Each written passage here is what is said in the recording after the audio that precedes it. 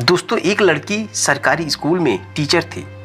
उसकी शादी एक ऐसे लड़के से होती है जो लड़का सरकारी स्कूल में टीचर था। दोनों की ज़िंदगी बहुत ही खुशहाल चल रहा था। लेकिन दोस्तों, जो लड़का था वह सरकारी स्कूल में पढ़ाने के साथ साथ वो पीसीएस का तैयारी भी कर रहा था और एक दिन वो पीसीएस का अधिकारी बन जाता है। अधिकारी बनने के बाद दोस्तों उसके पास बहुत सारे पैसे, धन दौलत, बंगला, गाड़ी हो जाता है। फिर उसके दिमाग में जाता है कि मैं अपने परिवार के साथ समय नहीं बिता पाता हूँ, क्योंकि मेरी पत्नी नौकरी करने चली जाती है स्कूल में और मैं इधर नौकरी करता हूँ। जब भी समय से घर पे पहुँचता हूँ तो मैं अपने परिवार में समय नहीं बिता पाता हूँ। इस वजह से दोस्तों वह लड़का अपनी पत्नी से कहता है कि तुम सरकारी स्कूल में जो टीचर हो उसको छोड़ दो और तुम घर पर रहो। दोस्तों, उसके कहने पर वह लड़की अपनी नौकरी छोड़ देती है और घर पर रहने लगती है। लेकिन दोस्तों, कुछ ही महीने के बाद एक तीसरे की उन दोनों की ज़िंदगी में एंट्री होता है, जिसकी वजह से उन दोनों के बीच भूचाल आ जाता है। जो भी पैसे हैं, धन दौलत है, बंगला, घोड़ा, गाड़ी, सब बर्बाद हो जाता है। मेरे दोस्तों, एक पारिवारिक कहानी है। आपके पास समय हो तो इस कहानी को जरूर सुने, जिससे आपको बहुत बड़ी सीख मिलने वाला है। तो चलिए दोस्तों, कहानी की शुरुआत करते हैं। नमस्कार दोस्तों, मैं हूं संतोष। आप सभी का स्वागत करता हूं अपने इस यूट्यूब चैनल में। मेरे दोस्तों, उत्तर प्रदेश के सुल्तानपुर की सच्ची घटना है। वहां की रहने वाली एक लड़की होती है जिसका नाम लता होता है। लता पढ़ने लिखने में काफ़ी तेज थी। हाई स्कूल की एग्ज़ाम पास करती है अच्छे नंबरों से, फिर इंटर का एग्ज़ाम देती है और इंटर क्वालिफाई करने के बाद वह ग्रेजुएशन की डिग्री फाइनल करती है। दोस्तों, जब ग्रेजुएशन फाइनल कर लेती है उसके बाद उसके पिताजी उसको बीएड कराते हैं।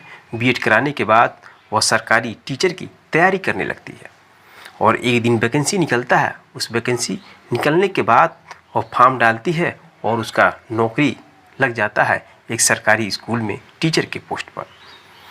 दोस्तों, जब वह टीचर की नौकरी करने लगती है तो उसके पिता सोचते हैं कि मेरी लड़की सफल हो गई है, अब कोई अच्छा सा लड़का खोजकर इसकी शादी कर देते हैं। इस वजह से लता के पिता एक अच्छे लड़के की तलाश करना शुरू कर देते हैं। तभी उनके एक दूर के रिश्तेदार बताते हैं कि प्रतापगढ़ का एक लड़का है जो बहुत ही अच्छा है, सुंदर है, स्मार्ट है और वो भी सरकारी स्कूल में सरकारी टीचर है। अगर उसकी शादी कर दिया जाए लता से तो बहुत अच्छा ही जोड़ी बैठेगा। इस वजह से दोस्तों लता के पिता संजय के घर जाते हैं और उसके मम्मी पापा से बात करके दोनों की शादी सेट कर देते हैं। मेरे दोस्तों, दोनों की शादी बड़ी धूमधाम से होती है और जो लता है वह नई नेवली दुल्हन बनकर एक नई उम्मीद के साथ अपने ससुराल आती है। ससुराल आने के बाद दोस्तों दोनों में बहुत अधिक प्रेम था। दोनों सरकारी टीचर थे, दोनों नौकरी करते थे, घर पर आते थे और बहुत ही खुशहाल ज़िंदगी व्यतीत कर रहे थे। दोस्तों, जो संजय था वह साथ में पीसीएस का भी सपना देखता था, पीसीएस का अधिकारी बनना चाहता था, जिस वजह से वह नौकरी करने के साथ साथ पीसीएस का भी तैयारी करता था और पत्नी भरपूर उसका सहयोग करती थी। मेरे दोस्तों, उसकी तैयारी दिन रंग लाती है और 2013 में वह पीसीएस का एग्ज़ाम क्वालिफाई करके पीसीएस का अधिकारी बन जाता है। अधिकारी बनने के बाद उसको एक गाड़ी मिलती है और वह नौकरी करने लगता है। उसके पास बहुत सारे पैसे, धन दौलत आने लगते हैं। फिर एक दिन उसके मन में यह बात आती है कि हमारे पास पैसे हैं लेकिन मैं अपने परिवार के साथ समय नहीं दे पाता हूँ। पैसा कमाने से क्या फ़ायदा। इस वजह से दोस्तों वह अपनी पत्नी से कहता है, लता तुम अपनी सरकारी नौकरी छोड़ दो और तुम घर पे रहो। मैं जब भी नौकरी करके आऊँगा तो तुम्हारे साथ समय बिताऊंगा, मुझे बहुत ही अच्छा लगेगा।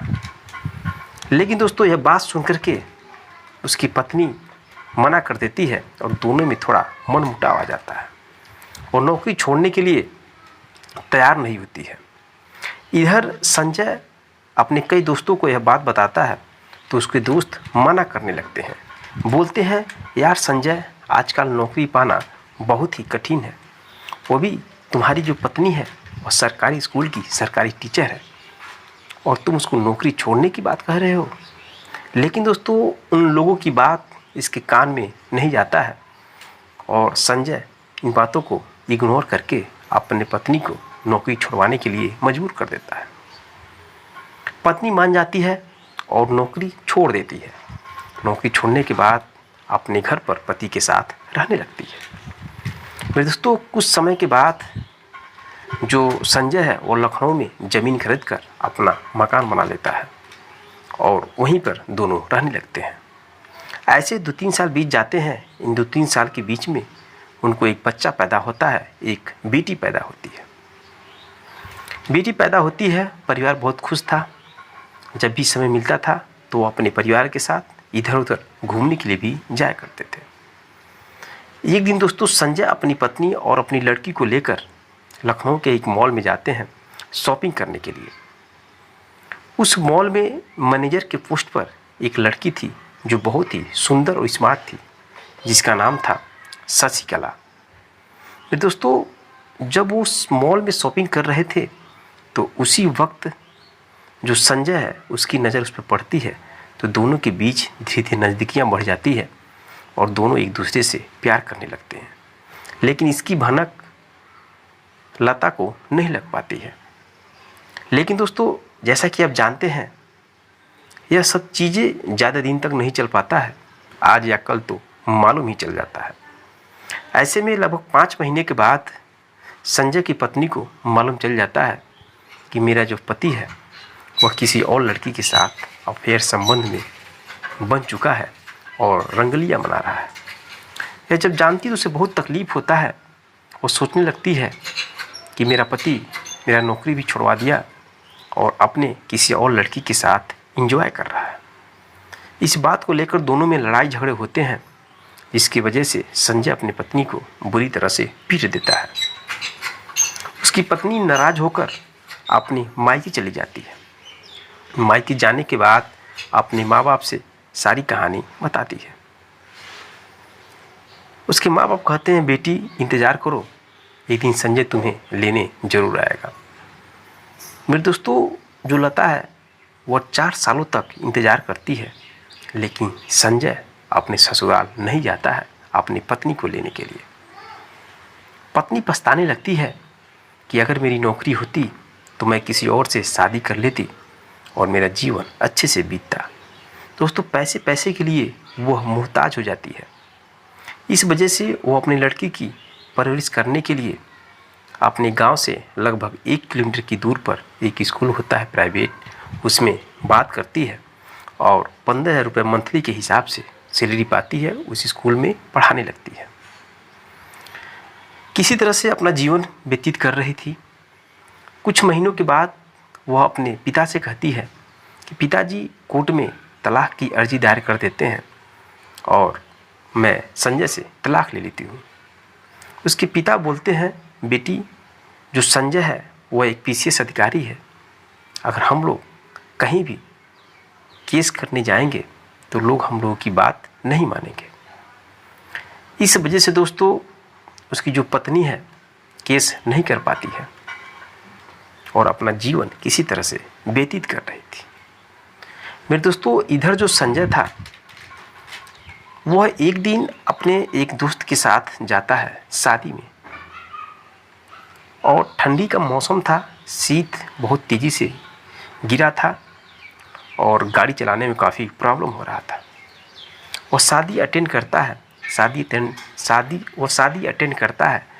अटेंड करने के बाद उसका दोस्त कहता है कि आज यहीं पर हम लोग रात भर रुका जाए, क्योंकि ठंड का मौसम है, शीत बहुत तेज़ी से गिर रहा है, गाड़ी चलाने में प्रॉब्लम आएगा।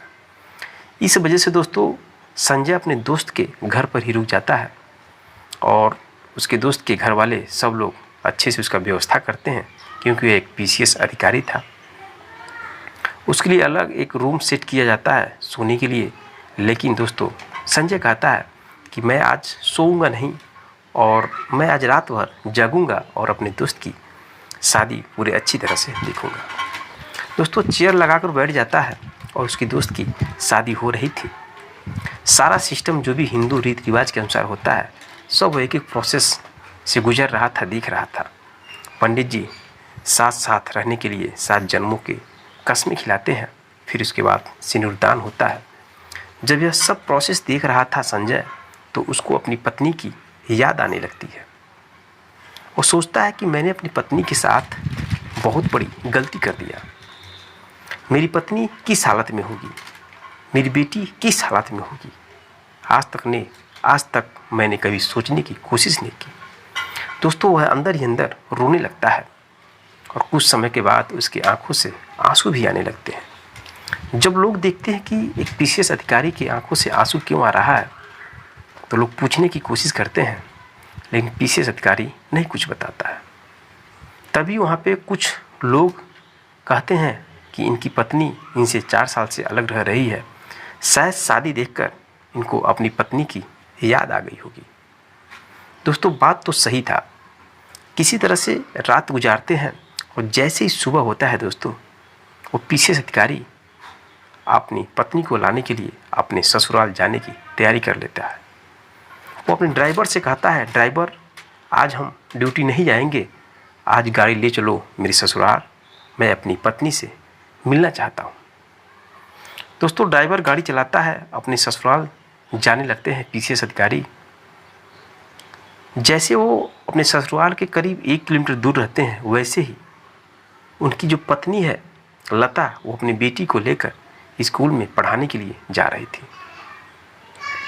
जैसे वो दूर से देखते हैं, पहचान जाते हैं और गाड़ी ले आकर अपनी पत्नी के पास रुकते हैं और उसमें से जैसे निकलते हैं वैसे ही उसकी बेटी पहचान जाती है और कहती है, मम्मी मम्मी पापा आ गए। क्योंकि दोस्तों, उसकी जो मम्मी है फ़ोटो में और वीडियो हमेशा अपनी बेटी को दिखाती थी, इस वजह से वो पहचान जाती है। इधर संजय अपनी बेटी को देखकर रोने लगता है।